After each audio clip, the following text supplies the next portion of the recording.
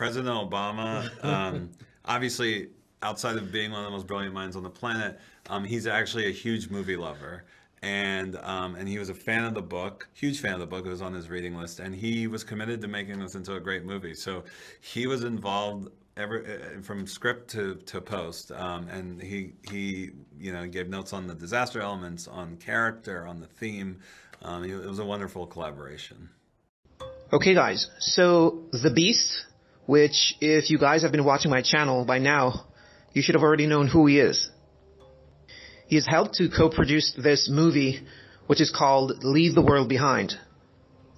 And this movie has gone viral over the past couple of weeks, and for good reason. Now, this movie contains a lot of symbolism and a lot of predictive programming, which has been strategically placed there by the Beast himself. And I'm not going to go over a lot of what was shown, but my emphasis will be what occurred at the very end of the movie.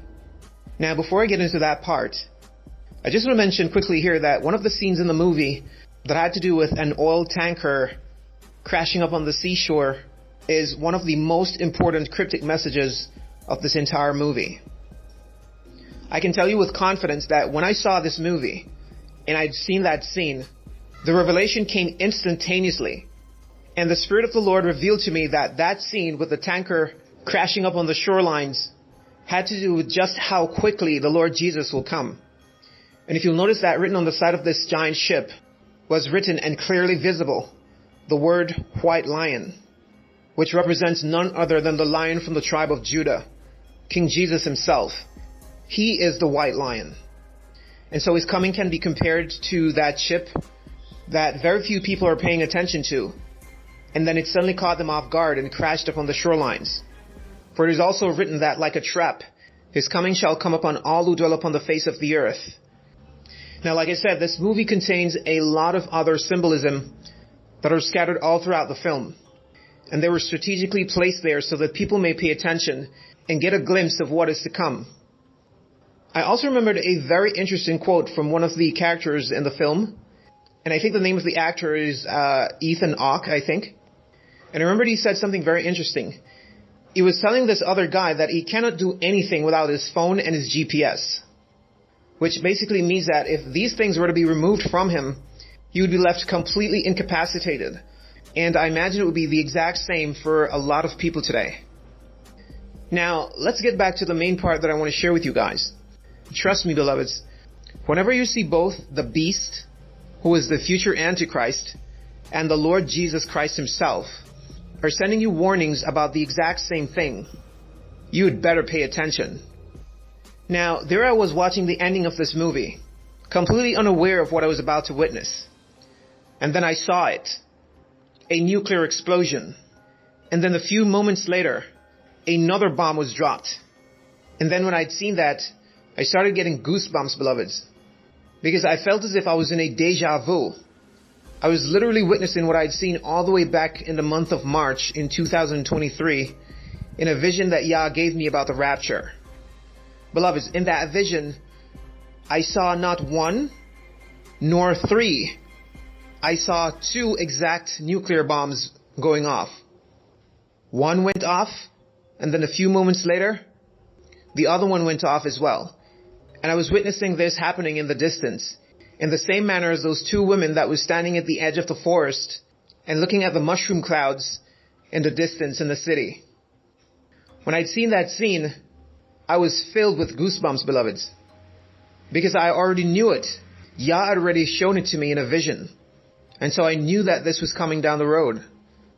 But then having to see it again coming from the Beast himself. And if you'll notice that it took place in New York City, in the heart of Babylon. Even just as it is written, all over there in Jeremiah chapter 50 and chapter 51. So now, for anyone who have not yet seen this movie, if you don't want to see the entire movie, you can skip all the way to the end. And you will see that Babylon was struck with 2 nukes, just like I saw in my vision from March. And so here I'll share a very short clip of my vision so that you guys can hear the account of what I saw. And if you wish to hear the entire account, I'll leave links in the description box and at the end of this video. Hello guys. So I had this very interesting rapture dream on the morning of the 6th of March, and I believe the Lord wants me to share it with you all. So in the beginning of this dream, the setting was pretty much like it is right now.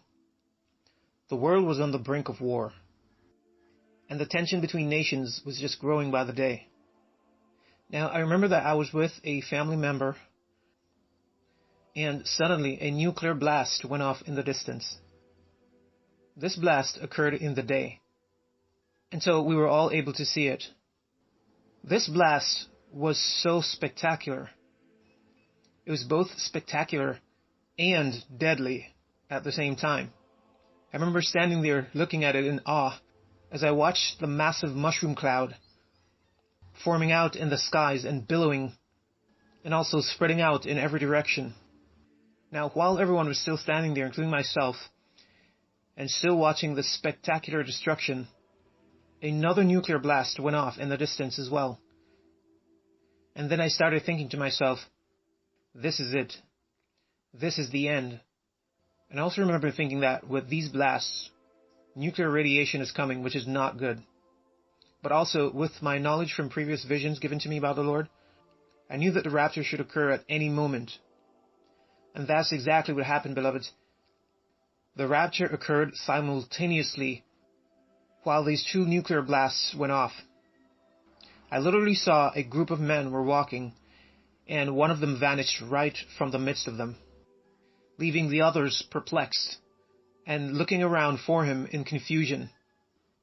When I had seen this, I immediately dropped to my knees, and then I started praying. Now, while I was praying, I lifted my head, and then I saw a man walking towards me. This man was first invisible, and while he was walking, he was materializing, literally. He was becoming visible and heading directly towards me. This man was walking with a walking stick, or a staff. And while he came yet closer, I then knew instantly that this man was the prophet Elijah from the Bible, the Tishbite. I was surprised. Even in this experience, I was surprised, beloveds. I didn't expect to see Elijah at all. Anyhow, he came towards me, and then we started walking away from there. And then he started to counsel me and to teach me a lot of things. Beloveds, I'm telling you the truth. This man, this prophet, Elijah, he knew me. Now, upon waking up, I didn't remember much of what he was telling me. The Lord didn't allow me to retain that knowledge. But I knew it had to do with a lot of important things that I will be doing concerning my future from that point.